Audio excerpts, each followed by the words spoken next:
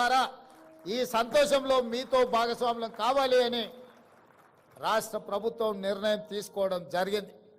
ఇదే కాదు, నేను ఎక్కువ రాజకీయాల జోలికి పోను. మా మిత్రుడు అనిల్, ఇతరులు, శ్రీనివాస్ మాట్లాడారు. గతంలో ఆర్భాటం ఉండేది, ఆర్భాటమైన ప్రచారాలు ఉండేవి. దానికి సినీ తలుపు బెలుకులు కూడా ఆనాడు ప్రచారంలో ఉపయోగపడ్డాయి. కానీ చేనేత కార్మికుల యొక్క జీవన విధానంలో మార్పు రాలేదు, వాళ్ళ ఆత్మహత్యలు ఆగలేదు, వాళ్ళు ఆత్మ గౌరవంతో బ్రతికే పరిస్థితి కనిపించలేదు.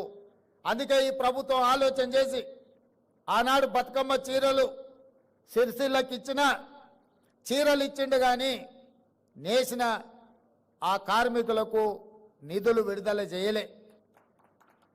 ఆయన బకాయి పెట్టిన సిరిసిల్ల నేతన్నల బకాయిలు కూడా తుమ్మల నాగేశ్వరరావు గారు మంత్రి అయినాక వారు నా దృష్టికి తీసుకొస్తే నేను ఆ నిధులను విడుదల చేసి రాజకీయాలకు అతీతంగా సిరిసిల్లలో ఉన్న కార్మికులను కూడా ఆదుకోవడానికి కోట్ల రూపాయల నిధులను విడుదల చేయడం జరిగింది. మా ప్రిన్సిపల్ సెక్రటరీ గారు హ్యాండ్లూమ్, అదేవిధంగా పవర్ లూమ్స్ మనం ఆదుకోవాలి, పన్నులు ఇవ్వాలి. ఒకవేళ బతుకమ్మ చీరలు ఆగిపోతే కొంతమందికి నష్టం జరుగుతుందని వారు నా దృష్టికి తీసుకురావడం జరిగింది. బతుకమ్మ చీరలు కట్టుకునేంత క్వాలిటీ కానీ దాని మీద పెట్టాల్సినంత పెట్టుబడి పెట్టలేదు. అందుకే ఈరోజు నేను మా మంత్రి అధికారి గారు చెప్తే నేను ఒకే మాట చెప్పిన, ఈరోజు స్వయం సహాయక సంఘాలు, మా మహిళలు సెల్ఫ్ హెల్ప్ గ్రూప్స్ కింద 63 లక్షల మంది సభ్యులు ఈరోజు తెలంగాణ రాష్ట్రంలో ఉన్నారు. ఈ 63 లక్షల మంది సభ్యులకు ఒక్క మంచి డిజైన్తో ప్రతి ఆడబిడ్డకు 2 చీరలు ఇస్తే 30 లక్షల చీరలు మనము ఆర్డర్ ఇవ్వచ్చు.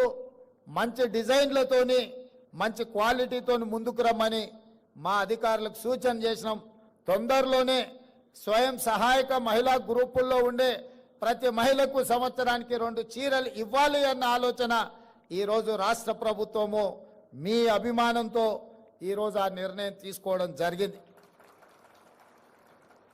అదేవిధంగా సంఘాలలో ఎన్నికలుంటే నాయకులు తయారవుతారని మా మిత్రులు చెప్పిండ్రు.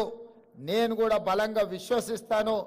ఏ సంఘాలైనా సంఘాల నుంచి వచ్చిన వాళ్ళు సంఘాల నుంచి ఎదిగి ప్రజాప్రతినిధులుగా మారి ప్రభుత్వంలో భాగస్వాములు అయినప్పుడు తప్పకుండా జాతి యొక్క సమస్యల్ని పరిష్కరించడానికి చట్ట సభలలో ప్రభుత్వంలో ప్రాతినిధ్యం వహిస్తారు. కాబట్టి ఖచ్చితంగా ఈ ఎన్నికలకు సంబంధించి సమీక్ష చేసి ఎంబడే ఎన్నికలు నిర్వహించడానికి అవసరమైన ప్రణాళికలను రూపొందించమని వేదిక మీద